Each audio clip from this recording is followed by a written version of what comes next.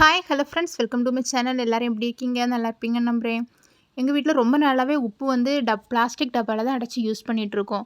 எப்படியாவது ஒரு உப்பு ஜாடி வாங்கணும், ஆன்லைன்லேயாவது ஆர்டர் போட்டு வாங்கணும்னு நினச்சிட்டே இருந்தேன். அப்புறமா ஆன்லைனில் ஆர்டர் போட்டு வரும்போது உடையாமல் எப்படி இருக்குன்னு தெரியாது அப்படிங்கிறதுல யோசித்து சரி பக்கத்தில் உள்ள கடையில் எங்கேயாவது போய் பார்க்கலாம் அப்படின்னு சொல்லிட்டு ஜாடி வாங்க கிளம்பிட்டோம்.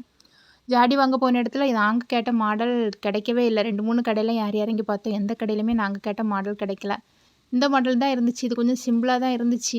அதுவும் இப்போ இந்த சைஸில் ஒரே ஒரு பீஸ் தான் இருந்துச்சு. மற்றபடி எல்லாமே சின்னதா இருக்கு. அதோட பெருசா இருக்கு.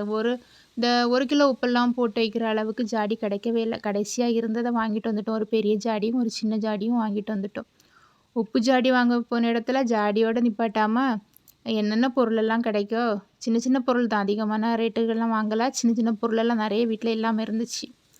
அதனால ஒண்ணொண்ணா அப்படி பெறக்க ஆரம்பிச்சாச்சு.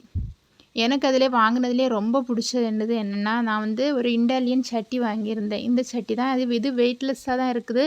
ஆனால் நல்லா இருக்கு. கருப்பு கலர் கோட்டிங்கோட நல்லா இருந்துச்சு. அதுக்கப்புறமா இன்னொரு இரும்பு கடாய் வாங்கியிருந்தேன். அது வந்து ஃப்ரையிங் பேன் தான். ரொம்ப வெயிட்டு செம்மையாக இருந்துச்சு. இதே போல் வாங்கணும்னு ரொம்ப நாள் நினச்சிட்டு இருந்தேன். அங்கே போன கடையிலே இருந்துச்சு. இதோட ரேட் வந்து 250 என்னமோ தான். கொஞ்சமாக தான் ரேட்டு பரவாயில்ல. ஆனால் வெயிட்டு சரியாக இருந்துச்சு. அதையும் வாங்கிட்டு அப்படியே வீட்டுக்கு வந்துட்டோம். அதான் என்னோட ஹஸ்பண்ட் சொன்னாங்க, "நீ வந்து உப்பு ஜாடி மட்டும் வாங்க போன இடத்துல என்னென்ன வாங்கியிருக்க பாரு" அப்படின்னு. வேறு என்ன பண்ணுறது, எப்பயாச்சும் தானே நம்ம அந்த மாதிரி கடைகளுக்கெல்லாம் போகிறது. போகும்போது நம்மளோட தேவைகளை நிறைவேற்ற வேண்டியதான். அவ்வளோதான். இந்த வீடியோ உங்களுக்கு பிடிச்சிருந்தா மறக்காமல் லைக் பண்ணுங்கள். அப்படியே நம்மளோட சேனலை சப்ஸ்கிரைப் பண்ணுங்கள். வேறு ஒரு வீடியோவில் பார்க்கலாம். பாய்.